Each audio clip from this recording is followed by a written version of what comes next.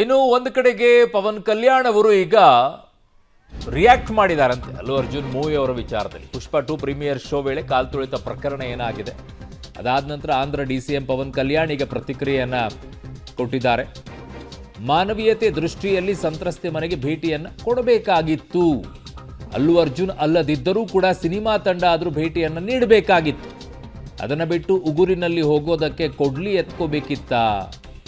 ತನ್ನ ಹೆಸರು ಹೇಳಲಿಲ್ಲ ಅಂತ ರೇವಂತ್ ರೆಡ್ಡಿ ಅರೆಸ್ಟ್ ಮಾಡಿದ್ರು ಅನ್ನೋದು ತಪ್ಪು. ರೇವಂತ್ ರೆಡ್ಡಿ ಆ ಹಂತವನ್ನ ದಾಟಿರುವಂತಹ ವ್ಯಕ್ತಿ. ಕಾನೂನು ಎಲ್ಲರಿಗೂ ಒಂದೇ ಅಂತ ಪವನ್ ಕಲ್ಯಾಣ್ ಆಡಿರುವಂತಹ ಮಾತಿದು. ಪುಷ್ಪ 2 ಪ್ರೀಮಿಯರ್ ಶೋ ವೇಳೆ ಕಾಲ್ ತುಳಿತ ಆಗಿರುವಂತಹ ಪ್ರಕರಣದ ಬಗ್ಗೆ ಪವನ್ ಕಲ್ಯಾಣ್ ಆಂಧ್ರದ ಉಪಮುಖ್ಯಮಂತ್ರಿ ಆಡಿರುವಂತಹ ಮಾತು ಇಟ್ಸ್ ಫೇರ್ ಅಂತ ಅನಿಸ್ತಾ ಇದೆ ಆ ವಿಚಾರದಲ್ಲಿ.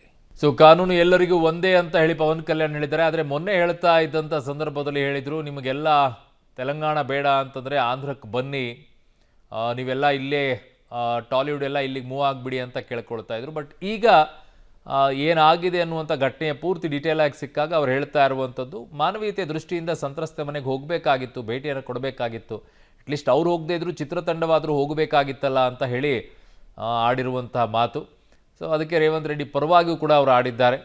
ಅವರೆಲ್ಲ ಲಿಮಿಟೇಷನ್ ಮೀರಿ ಹೋಗಿರುವಂಥವ್ರು ಅಂತ.